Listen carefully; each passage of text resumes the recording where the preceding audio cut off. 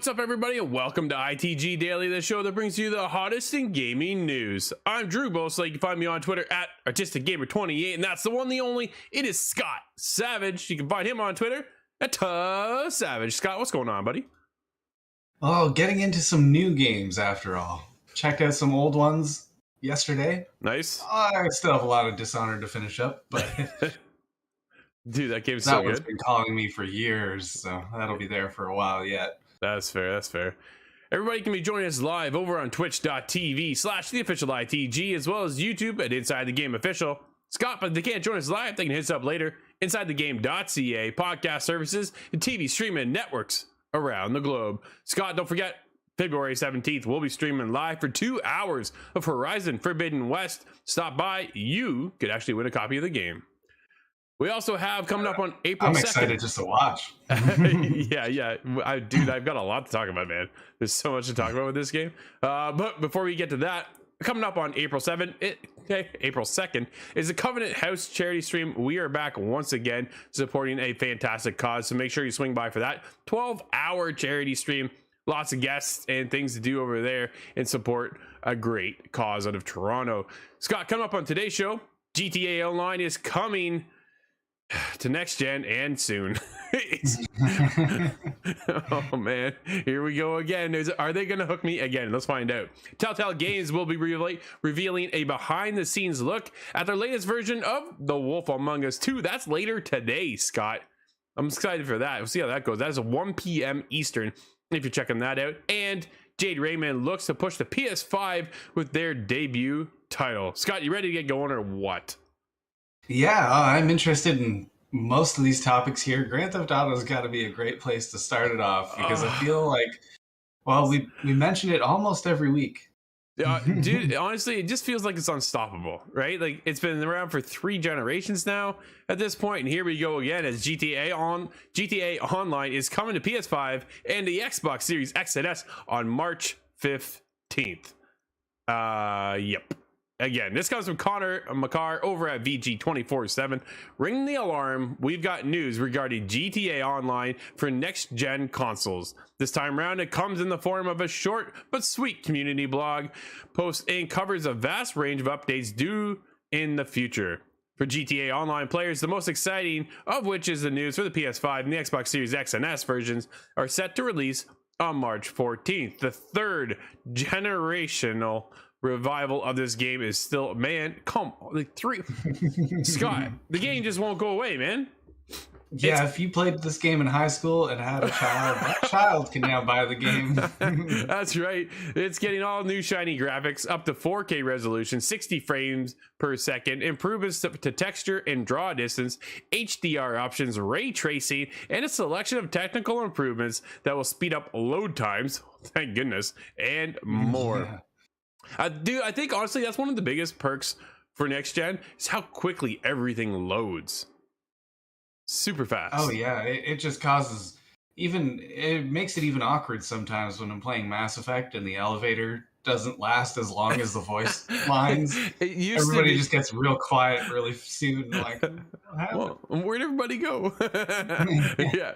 In regards to gameplay, the good news keeps coming. PS5 and Xbox Series X and S players will be able to skip the GTA 5 story prologue in its entirety, instead learning the ropes through a new and improved GTA Online tutorial.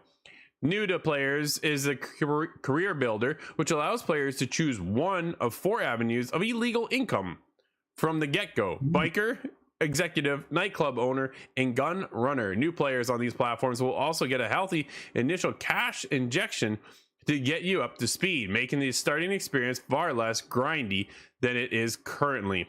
Packed with all this Heyo Special Works Auto Shop, which is located in LS Car Meet. Dude, there's all kinds of stuff going on over here. The biggest thing for me, Scott, is what's this mean for Red Dead Online? I'm excited to see how GTA comes over, but what happened to the world of Red Dead, Scott? It vanished. I've seen a lot of people on Twitter mostly. There's hashtags regarding Red Dead Online, and Yep. It seems like it is just all about abandoned now at this point. But It kind of feels that way, doesn't it? Honestly, it really does. It makes a lot of sense from a numbers standpoint. They continue to sell this game, so of course they're going to focus on it. But For sure. I would love to see that kind of inclusion in Red Dead. Well, here's the thing.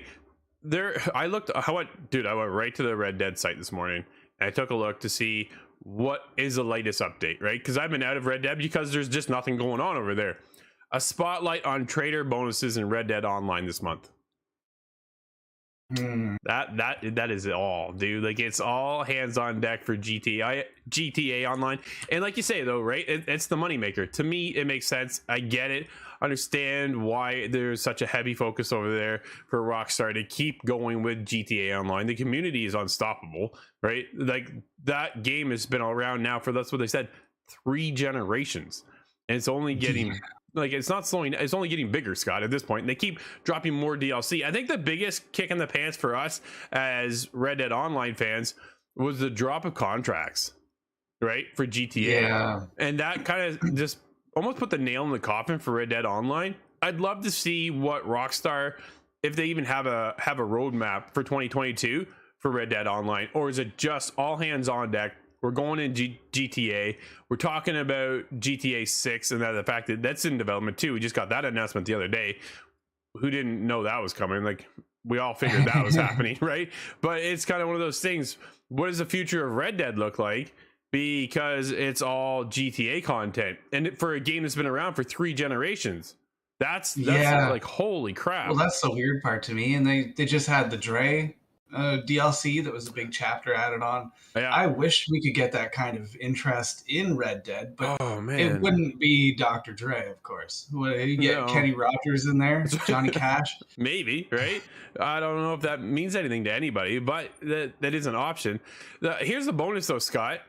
In addition, the new standalone version of GTA Online for PS5 and for Xbox Series X players will be available for free for 3 months. Oh, okay. Yeah, so standalone version of GTA Online. Oh, sorry, this is only for PS5, available for free for 3 months. So if you don't, oh man, is it not free for Xbox? Is it just a PlayStation thing? Oh, there's a shot.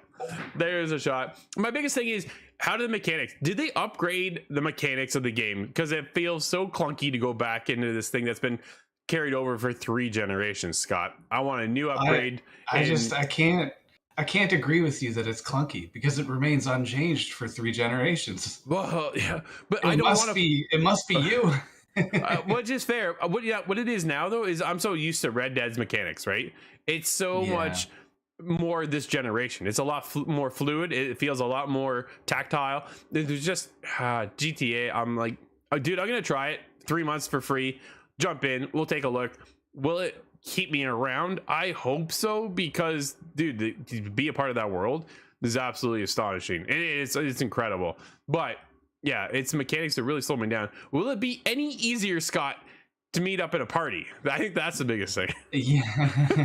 Oh, that was the biggest hurdle 2 generations ago. So I hope they have that ironed out. There's a huge amount of content I want to get back into, but it's just way too much of a grind for me.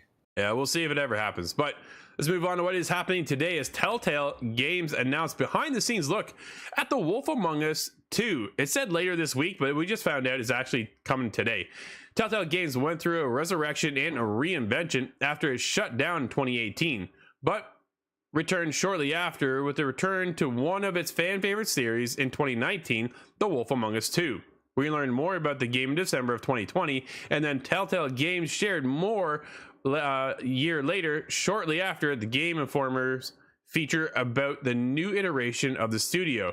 It's Wolf Among Us sequel, and its upcoming game based on The Expanse went live as well. Dude, there's a lot going on over at Telltale. Pretty exciting. Quote came over on Twitter though. Greeting from Fabletown. The tweet reads, "You're invited to join us for a behind-the-scenes look at The Wolf Among Us 2 plus more, hosted by none other Jeff Keighley." Dude, like, this is a big deal today, man. I'm pretty excited. How excited are you for this little behind the scenes look at Wolf Among Us 2? Oh, I am really interested, because I really, really liked Wolf Among Us, the first one. It was my first Telltale. Oh, and man. It just totally brought me in. So I'm hoping to see a little bit of that magic in this one too. Oh, wow. I wonder if will Telltale ever go back to The Walking Dead? Dude, the way that third one ended, I was like, oh, it was really good. It was really good. And then from there, I was kind of like, man, that's it. That's kind of it. But that is their biggest franchise, right? But now they're going into The Expanse. They have The Wolf Among Us 2 coming out. We got more content coming today, a little behind the scenes look, which is very exciting. So we'll see what that looks like, and how much will they change the formula of what we've all known Telltale to be, or can they carry that momentum forward right? Because what happened back in the day, I think they just kind of bit off a little too much, right? They took on too much that they could handle. As a smaller studio, then you got to, I think they kind of just went too big too fast. So Yeah, that could have been. I'm hoping in this new one they show off maybe some other types of gameplay things, because it was just kind of a point and click, right? There was some yep, small puzzles, but it wasn't really. It was more like cross-referencing characters against each other. sure. But I don't want a combat system, but I would like some sort of mini game collection or something. Well, yeah, like the biggest thing with the Telltale is that, dude, it's all QTE, right? It's all the quick time events. That's what happens. Yeah. Is you play out this little fight scene, but it's all okay, mash this button and then quickly follow it up by mashing that button, right? And that's how it all plays out. I wonder how much of that formula they're actually going to change, or will they stay with it? Do you think it's at this point, Scott? Because we still get those QTE events happening in games today. But do you feel that maybe to iterate on the Wolf Among Us that they should bring it forward into some sort of other mechanic? I would like to see something else, but it's hard to imagine much else since QTE came about in the 2000s. I think that just It cleared just up works. any sort of yeah, it fits into a lot of different situations. It does, right? It makes things a little bit easier to handle, I think, sometimes. But like, the problem with on PlayStation, you could throw the controller around with the 6-axis. That could be interesting. you definitely could do that. That's for sure. I just wonder, you don't want to change too much, right? Like, what if it's not broken, don't fix it kind of scenario. Do they want to reinvent the wheel? The problem with going from one game to the next, if you change it too much, then you're kind of hurting your fan base, because they are so used to having one formula in front of them, but yet they still want something new. How far do you push that barrier without kind of crossing that line, I guess, is kind of a fine balance. But we'll find out more today. And of course, we'll be reporting on it tomorrow. So make sure you come by, check that out. Scott, let's move on to what Jade Raymond's up to over at Studio Haven, as now is tripled in size as they look to push the PS5 with their debut title. This comes from David Carsall over at PSU. When Haven Studios was announced, it caused quite the stir as a studio to watch. That line of thinking has only gotten more true as times go on, with Haven now having tripled in size as they work towards launching their debut title on PS5 and PC. Scott, that one. Okay, I'm still included there. You're still there so far. This coming from a new interview with two of the studio founders, Jade Raymond and Pierre-Francois Sapinski, from the website Le Devoir. Raymond and Spasinski talked about the studio's expansion, how they were originally asked to do more than one project to start, and their debut project. Dude, they're just getting started, and they've already been asked to do more than one. Like, that's got to be pretty good coming from... We've been following Jade for a long time now, from her days at Ubisoft to then going to EA and that getting whole thing over there scrapped, then going to Stadia, and we just talked about that yesterday, how that got scrapped. Yeah. So she's like, okay, you know what? I'm tired of working for everybody else. I'm going to go start my own studio. They partner up with PlayStation and get asked at the gate to start 2 projects, dude. Not even one. They want 2. So that's pretty cool. I'm excited to see what Jade Raymond can do, but nobody knows what it is. There's a lot of respect for her credentials, and she is absolutely one of those stars out there. So it makes sense. It's really a good thing that they're going to put her on multiple projects, but as long as she doesn't have that issue of going too big too soon and just falls on her own sword. I think she'll be just fine. I think Jade knows exactly what her game plan is and what their whole studio wants to do and wants to create. But the biggest thing, dude, nobody knows what it is. Like, we just don't have any details as to what she's getting involved in, what she's starting, just that she's starting a new game. And another interesting note from the piece over at Nibble points out that the desire to work with Mark Cerny on their project to really push the PS5's boundaries. Like, there's a ton of ways you can read into that. What does that actually mean? How does she want to push it? She wants to push it. She wanted to push Google Stadia, right? And that whole cloud service. And we know PlayStation's looking to line something up over there in that streaming world.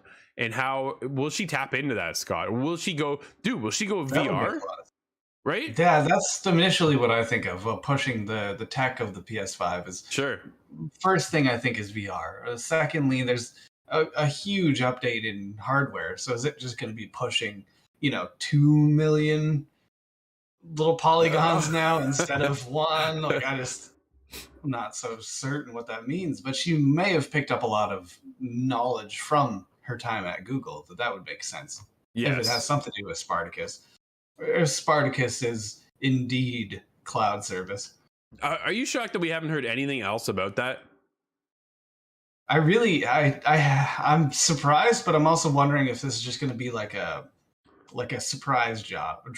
Hey, it's ready now. Check it out. Just a stealth drop, and there all of a sudden there it is, right? It's one of those things, maybe. But you would think, here's the thing: if PlayStation does it right, dude, they hold a conference for it, right?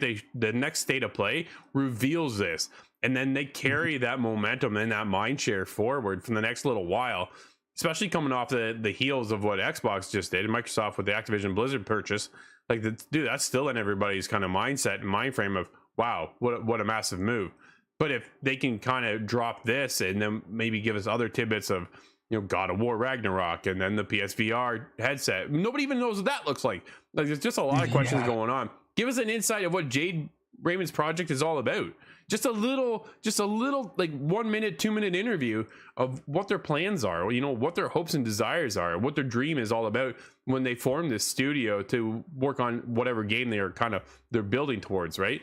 Give us something, because nobody knows what Jade's up to right now. It's very, very quiet, which is cool. But at the same time, how much longer are we going to wait before we hear something? And then at that point, how long is it going to be until we actually see the game? Yeah, because he takes so much time, right?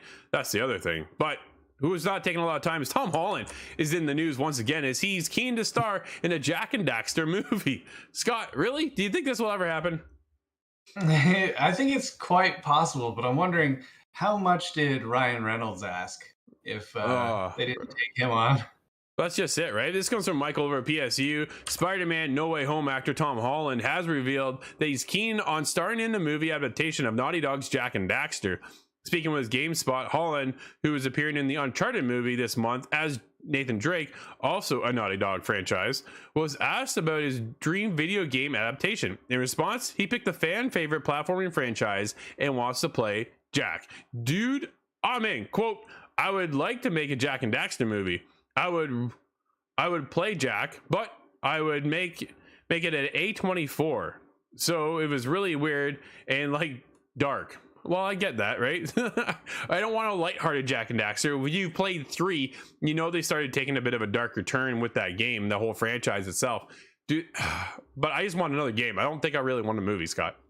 Well, I'd be interesting to see this kind of movie because I saw Ratchet and Clank and I was not a fan. So I'm hoping this one has more of a mature lean if it were to come to fruition. And I think Tom Holland I could watch in any movie. So I think he's a good choice. It would be interesting. It'll be animated, of course, but yeah, we'll see if that ever happens. You never know what Naughty Dog is up to. Right now, they're working on 3 titles. We do know that. What the third title is, we still don't know. But dude, let's move on to some unfortunate news. Tommy Tallarico steps down as a television CEO. It comes from Marcus Stewart over at Game Informer. Television Entertainment's founder and CEO Tommy Tallarico is stepping down from his position. IGN reports Tallarico, best known for his prolific video game composer, purchased and relaunched in television in 2018 to manufacture the Amico, a new console aimed at attracting more casual players than it had as a troubled production cycle since it was initially launched 4 years ago. Dude, or announced 4 years ago, sorry. Unfortunately, he's stepping down to do some family matters, and basically, it sucks. That's all we can really say. Our hearts go out to him and his family, wishing him all the best, and hopefully we'll see Tommy stick around. I've been following Tommy since his days at Electric Playground. So, man, he's definitely well known within the industry, and I've been a big fan ever since. So, yeah, I've been a fan since I think I was 12 years old, catching reviews on the run. And everybody has their troubles. I hope that this, doesn't take too long. It's really a difficult situation. Sure. And I hope it resolves itself in the most a sensitive way. Yeah, absolutely. There's not much you can really say without getting into some hot water, Scott. Yeah. But it's, yeah, our hearts are with Tommy and his family, and we're wishing them all the best. Scott, let's move on to what Journey, Skyrim, Spider-Man developers announced a new studio, Gardens. This comes from Victoria Kennedy over at Eurogamer. A new studio named Gardens has been announced by the developers of Journey, Skyrim, and Spider-Man. That's a unique combination right there, buddy. Gardens was founded by Chris Bell, Alexi Dostal, and Stefan Bell.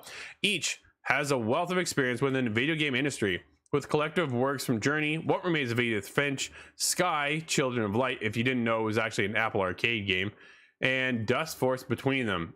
We'll see what happens. It's another studio. It's nice to see more studios coming out, especially with a lineup like that. Dude, there's definitely some stars in there, so we'll see what happens. But Scott, getting a sort of all-stars blend together. Absolutely, dude. Why don't we move on to the next one, and why don't you take it, because this is all you. This is not me whatsoever. Ghostwire Tokyo was originally The Evil Within 3. Now, this is really interesting to me.